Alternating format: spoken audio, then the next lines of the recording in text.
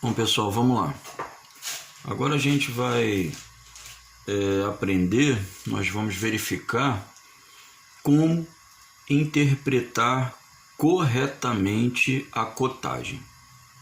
Bom, primeira coisa, a gente vai colocar aqui, ó, numa brincadeira aqui, ó, e sempre isso aqui vai se tornar para nós uma doutrina, né, no momento da interpretação, tá bom? Sempre a nossa prioridade sempre será a leitura da cota expressa, a cota que existe e está lá. Tá bom? Ué, Tavares, como é que ela pode estar lá se ela não existir? Não, vou te explicar. Tá bom? Por exemplo, o comprimento da cabeça dessa peça aqui, ó. Tu vai ver uma bem similar lá nos nossos exercícios que eu vou postar para vocês. Mas se eu perguntasse para você, pô, qual é o comprimento da cabeça da peça, você diria para mim, ó, você ia ler apenas. Não seria necessária a interpretação, você iria apenas ler. Aí ia me dizer tranquilamente, né? 30 milímetros. Ok? Nesse caso aqui, ó, a cota existe, né? A informação existe, que é 30 milímetros, e ela está disposta aqui, ó. Tá bom? Eu não preciso interpretar, basta apenas a leitura. Bom, esse é o nosso plano A, e será esse plano A, será o plano A sempre. Tá bom? Agora, nem sempre a nossa interpretação vai ter essa sorte aqui, ó. Como eu falei para vocês, é cultural no desenho técnico um mínimo de cotas oferecendo um máximo de informações. Por exemplo, se a gente tivesse essa cota aqui, ó, 30 milímetros na cabeça e 50 a cabeça e mais o rebaixo à esquerda. E eu perguntasse para você aqui, ó, olha lá, qual o valor, por exemplo, da cota Y? Será que a gente pode também ler conforme a gente fez com os 30 milímetros do comprimento da cabeça?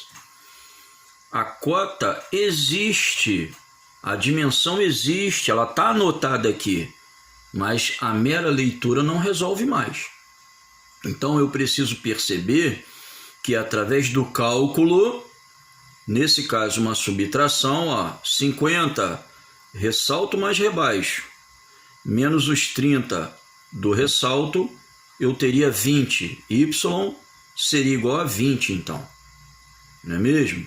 Então, o valor do nosso rebaixo à esquerda, lá na lateral esquerda da peça, ó, seria igual a 20 milímetros. Mas como é que a gente chegou a essa conclusão? A gente usou o plano B.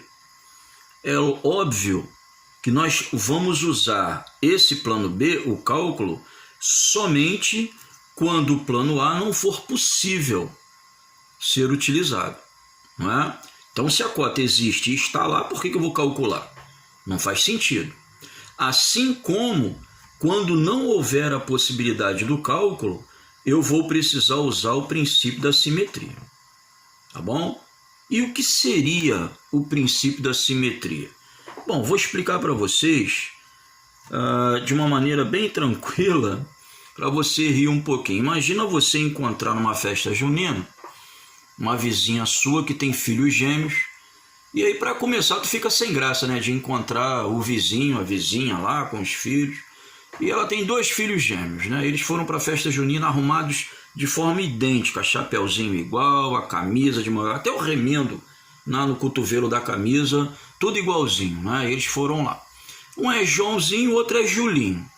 E aí você encontra com a Dona Maria, mãe de Joãozinho e Julinho, começa a bater papo com ela. Ah, Joãozinho já tem quantos anos, Dona Maria? Aí Joãozinho mesmo vira para você e diz, 5, tio, tem 5 aninhos. Você perguntaria a idade de Julinho também? É óbvio que não. Se são gêmeos, se são idênticos, se um tem 5 anos, Joãozinho, Julinho terá 5 anos também. Então, a gente já faz isso no dia a dia, já usamos o princípio da simetria no dia a dia. E quando o cálculo falha, quando não há possibilidade de cálculo, nós vamos usar o princípio da simetria. olha esse exemplo aqui, ó. Qual o valor de x? Será que a cota está aqui? Então a cota expressa falhou, nosso plano A não deu certo. Qual seria o nosso plano B? O cálculo. Eu teria como calcular aqui com 50, com 30, com os 20 equivalentes a y, qual o valor de x? Com certeza não. A não ser que eu tivesse uma cota aqui, ó, dizendo para mim qual o comprimento total da peça, eu, claro, havendo essa cota de comprimento total, teria como calcular 50, ou melhor, essa cota de comprimento total menos 50, mas eu não tenho ela aqui. Ela está ausente.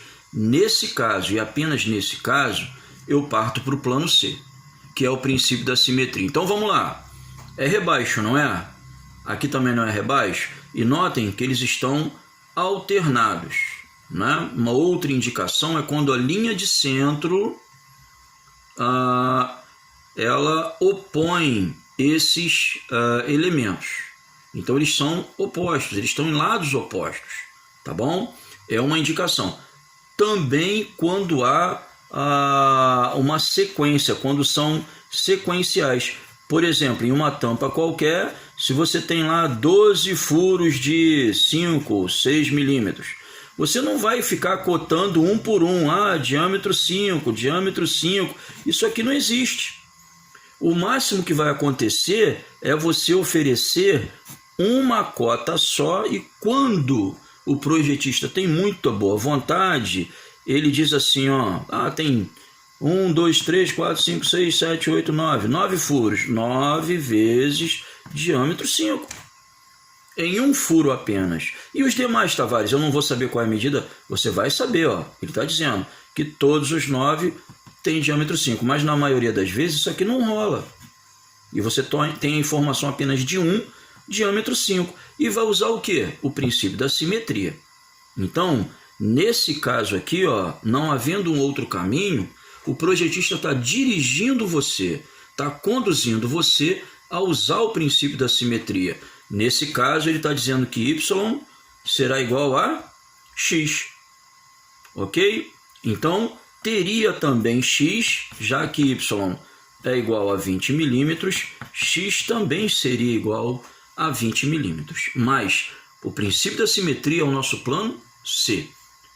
Nos exercícios, nós vamos o tempo todo praticar isso aqui, ó. Tá bom? Mas nós só vamos usar o princípio da simetria quando o cálculo falha. E se a gente apelou para o cálculo, certamente foi porque a cota expressa também falhou. Tá bom? Por exemplo, um outro exemplo. Digamos que eu queira saber agora a dimensão desse ressalto aqui, ó. Lá na base da peça. Vamos mostrar para vocês aqui, ó. Quero saber qual é a dimensão dele. Muita gente vai dizer, Tavares, é igual a Y. É igual a 20.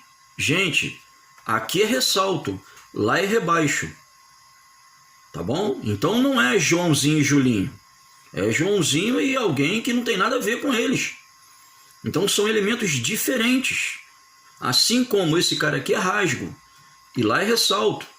Então, ressalto, rasgo, rebaixo são coisas diferentes. Ok? Princípio da simetria, lembrando novamente, elementos idênticos ou sequenciais. Ok?